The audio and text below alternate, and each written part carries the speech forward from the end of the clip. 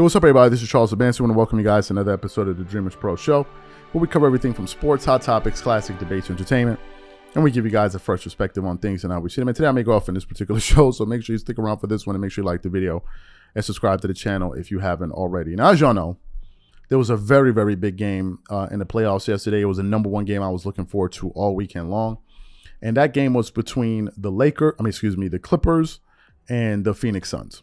That was the game I was most interested in seeing. And boy, oh boy, it did not disappoint. It did not disappoint. My man Kawhi Leonard, I think, proved. Y'all going to see that Kawhi Leonard is probably going to be the best player in these playoffs. Something I said at the beginning of the season. Y'all going to see it. Kawhi Leonard was absolutely sensational in that game. What did he score? Kawhi Leonard basically shot 54% from the field, 60% from three, 90% from the free throw line, 5 rebounds, 5 assists, only 3 turnovers, and he had 38 points. But another person that I want to focus on is Russell Westbrook. He went 3 of 19 in the game. He had a terrible shooting game from the three. He made 2 out of his 3 free throws. But Russell Westbrook finished that game with 11 rebounds, 8 assists, 5 offensive rebounds. 5 offensive rebounds. 5 offensive rebounds as a point guard, 8 assists, 2 steals, 3 blocks, and only 2 turnovers to go with his 9 points. And I think a lot of people were elated to see Russell Westbrook and the Clippers get that win and see Russell Westbrook contribute in a major way. But there was one person lurking in the dark that was throwing shade at Russell Westbrook all night long. And who is this person? This person is Skip Bayless. Skip Bayless, all throughout that Clippers game, was sending tweet after tweet to basically discredit and highlight all of the shortcomings of Russell Westbrook all throughout that game. But before we get into his tweets, this video is brought to you by our sponsor, Aura, who's also the official sponsor of the T-Wolves. Do you know what the fastest growing crime in America is today? It's identity theft. Imagine trying to log into your email only to see that your password has been changed. Then you start getting weird notifications from your bank and credit cards only to find out that all of your personal and sensitive information has been totally compromised. If you think it can happen to you and your family, just know that in 2020, over 49 million Americans were victims to identity theft, costing them a combined $56 billion. That is why we are excited to partner with Aura, who's the sponsor of this video. Aura is the #1 identity theft and financial fraud protection. Aura monitors the dark web and alerts you if any of your passwords and accounts have been breached. And funny enough, after using Aura, I discovered some of my credentials were floating around in the dark web, and the app showed me exactly when and where the breach happened. In addition, Aura allows you to set spending alerts, and they'll notify you of any suspicious transactions. Aura is 4 times faster than any of its competitors in alerting you if someone is trying to open a credit card or obtain a loan using your name. And remember this, every 14 seconds, someone becomes a victim of identity fraud. Don't let it happen to you. Now click the link in the description and try Aura for free for 2 weeks and see if any of you or your family's personal information has been compromised. Start your free trial at aura.com/dreamerspro. And when you try Aura, by using the link in the description below, also know that you're supporting this channel. Thank you. Let me just read some of the things that Skip Bayless was saying on Twitter yesterday, all throughout that game, especially about Russell Westbrook. He said, "I knew Russell Westbrook would all but shoot the Clippers out of this. 3 for 18, then swish those 2 free throws that just won it for the Lakers." That was one of his comments. I don't even know what that means, the Lakers. Another one, Russell Westbrook has no memory, no regret, no shame, no matter how horrible he has been. Another one, the Suns lost that game because Kevin Durant took only 4 shots, 5 fewer than the former teammate Russell Westbrook, who went 3 of 19. Another one, I picked the Clippers to win the West before the season. I abandoned ship when they signed Westbrook, clearly trying to show they can win with him after the Lakers failed to. I stand by what I said.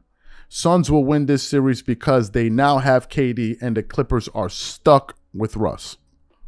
The Suns just let the Clippers get away with Russ shooting 3 of 19 with a late terrible turnover and winning because Russ out-hustled them late and finally made 2 free throws he usually can't. Losing game 1 at home was just what the Suns needed. They'll wake up, dust off the rust, win game 2, and take off. Skip has some serious problems. Skip has some serious problems.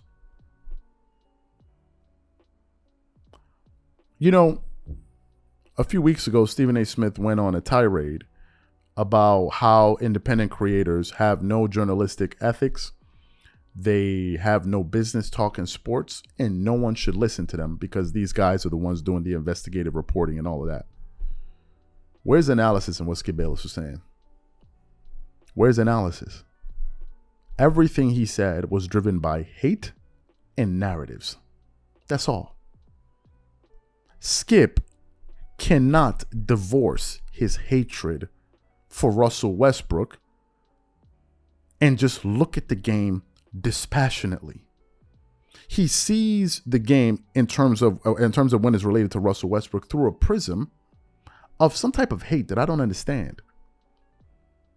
How is it everything you said about the guy was negative? Even when you give him a positive, you try to give him a compliment, you threw in a negative with it. What is the purpose of all of this? Why does Skip Bayless continuously do this? Why does he continuously? He talked about just to show y'all how clownish Skip Bayless can be. He talked about Russ, but the Suns and the Clippers had the exact same games off. Duh. He talked about the Suns had to knock off the rust. The last team the Clippers played, I believe, this season was the Suns. So they had the exact same amount of days off. So how is it that the Suns are rusty, but the Clippers are not rusty?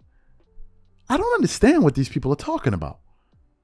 I don't understand it. Where's the analysis in all of this? Where's the analysis? Number one. Number two, after all you saw what Russell Westbrook had to endure over the last year and a half with the media, and you're one of the reasons he went through that, why are you still hating on Russ?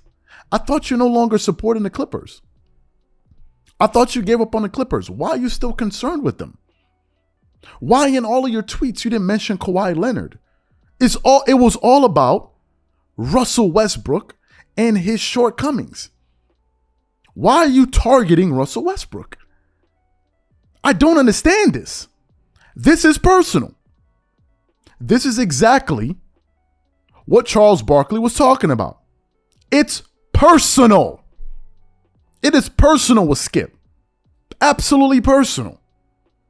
How at the end of that game, those are the only points you decided to highlight and address. How? What is up with Skip and Russell? What is this something we're missing? Do we need to go? Do we need to do? Do there need to be a 20 for 20 on ESPN or something like that? What's going on? And it's people like this that are turning a lot of people into Russell Westbrook supporters. They're getting sick of this. They're like, enough is enough with the hate.